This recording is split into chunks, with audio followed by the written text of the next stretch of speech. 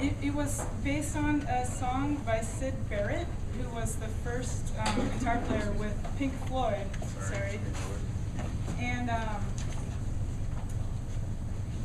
anyway, he was just a really interesting character, and he kind of went crazy throughout his very, very short career with Pink Floyd. He was also a painter.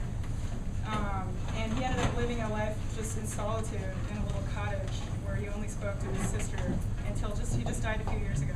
But anyways, I thought he was a really interesting character, and I read a lot about him, and that was the inspiration behind the piece. And it actually extensively quoted this one song that he wrote called Dark Glow, and it has a lyric in it that says half the way down.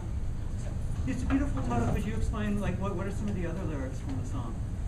Right, there's the one part where he says, "I tattooed my brain," and so that was a starting point for the piece too, where I just thought about like the process of tattooing, and it was a weird idea of like getting a tattoo put onto your mind.